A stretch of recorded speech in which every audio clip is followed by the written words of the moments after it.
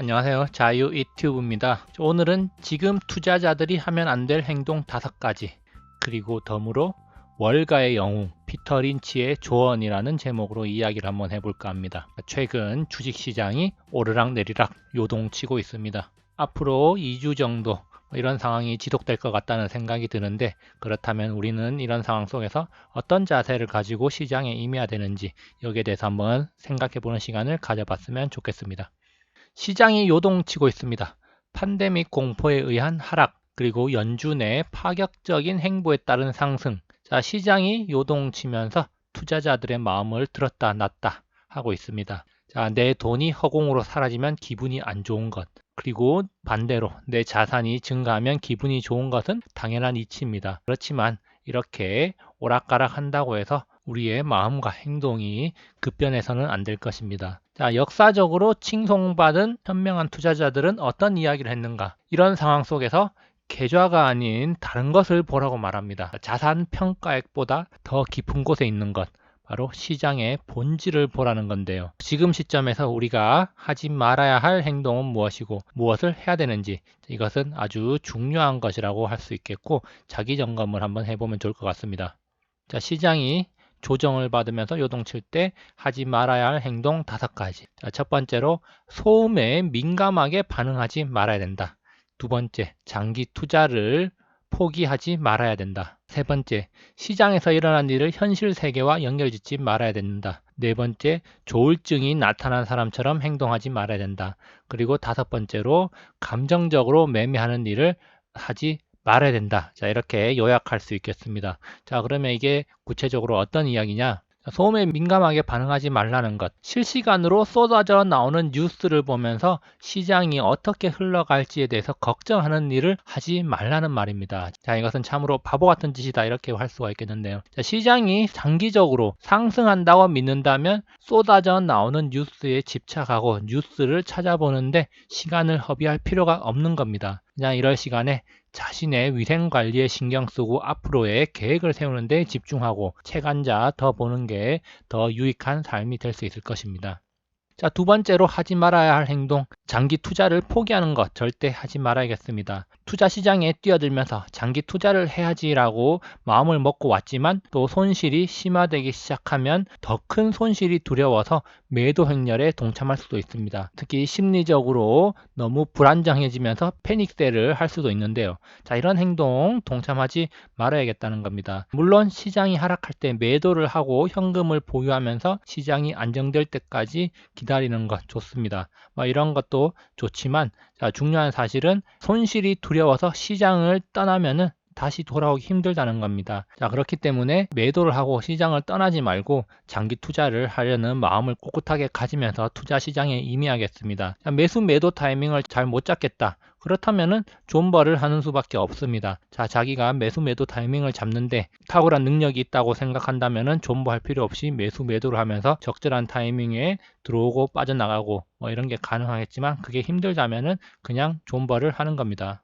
세 번째로 시장에서 일어난 일을 현실 세계와 연결짓는 행동, 이런 거 하지 말아야 된다는 겁니다. 시장이 큰 폭으로 떨어진다고 하면 기분이 안 좋을 수밖에 없습니다. 그렇지만 이런 기분을 일상생활까지 끌어와서 영향을 주면 안 된다는 겁니다. 충격에서 완전히 빠져나올 수는 없겠지만 주변에 괜한 화풀이를 하면 안 된다는 겁니다. 시장에서 일어난 일은 시장에서 마무리하고 자기 스스로 잘 극복하는 그런 지혜로운 자세를 보여줘야 될 겁니다. 현실 생활에까지 영향을 주면 오히려 시장에서 까이고 현실 생활에서도 까이는 그런 최악의 상황이 나타날 수 있는 겁니다.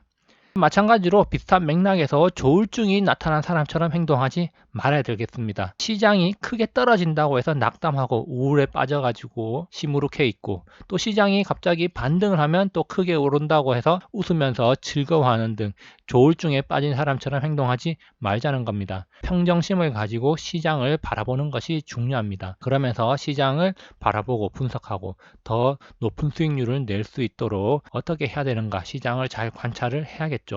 그리고 또 중요한 거, 감정적으로 매매하지 말아야 됩니다. 손실이 났다고 해서 그것을 만회하기 위해서 감정적으로 매매해서는 안 됩니다. 감정을 컨트롤하지 못한 상황에서 매매하게 되면 실패할 확률이 높습니다. 자, 패닉셀을 하고 반등한다고 해서 또 추격 매수를 하고, 추격 매수를 했는데 또 하락한다고 또 매도를 하고, 그런 식으로 행동을 하면 안 된다는 겁니다. 이런 행동을 자제하고 냉정히 시장을 바라보면서 여유를 가질 필요가 있습니다.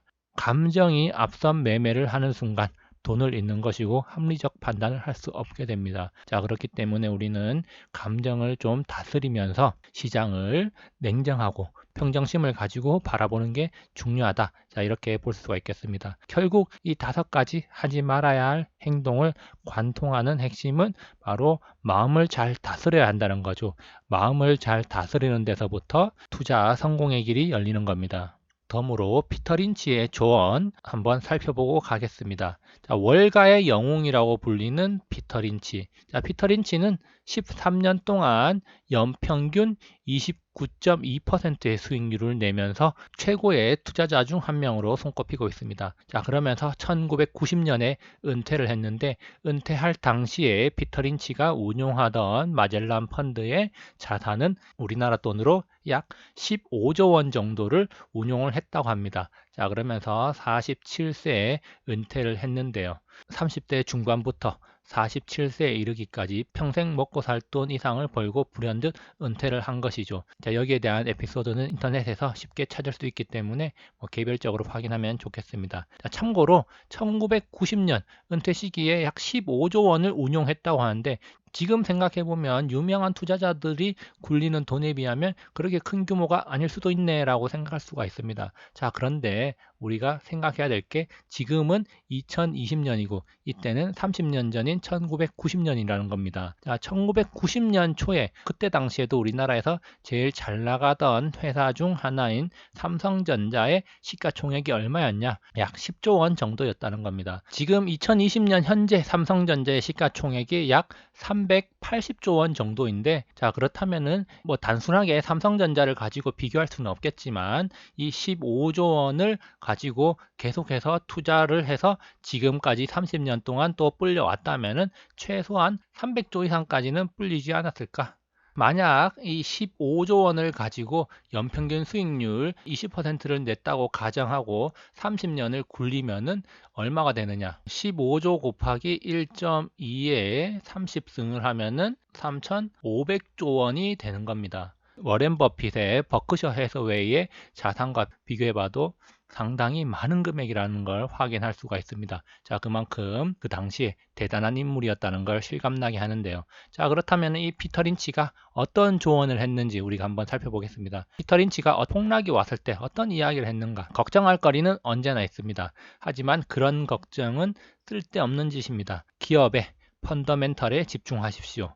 투자와 관련해서 투자자가 통제할 수 없는 변수들이 너무나 많습니다. 투자자들은 다음번 경제 침체를 예측하려고 너무 많은 돈과 시간을 낭비하고 있습니다. 자, 그런 짓 하지 말고 기업의 펀더멘털에 집중하라. 이런 말을 한 바가 있습니다. 그리고 이어서 보겠습니다.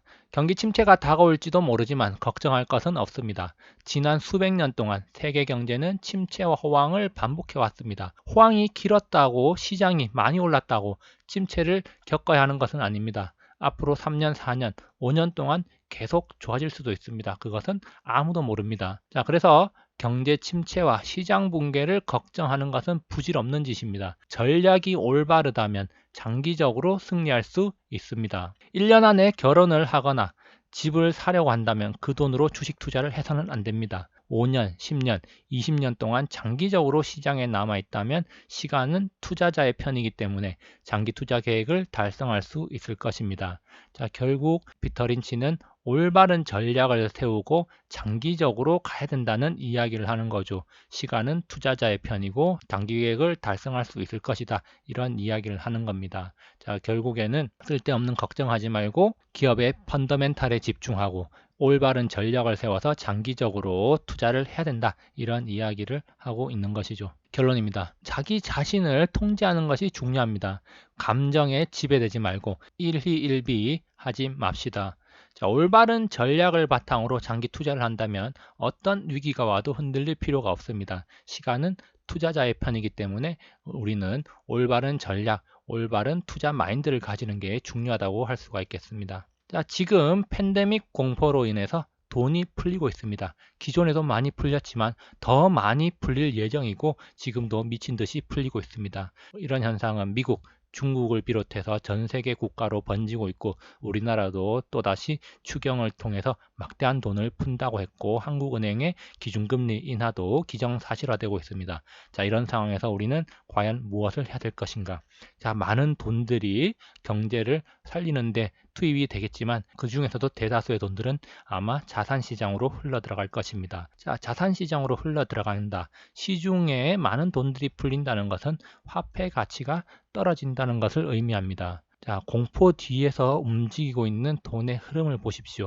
그 돈들이 어디로 가고 있는지 우리는 파악하고 그 돈의 꽁무니라도 따라가야 될 것입니다. 장기 투자, 올바른 전략으로 장기 투자를 한다면 반드시 성공의 기쁨을 누릴 수 있을 것이라고 생각합니다. 여기까지 영상을 감상해 주셔서 감사하고요. 항상 즐거운 하루 보내시기 바랍니다. 감사합니다.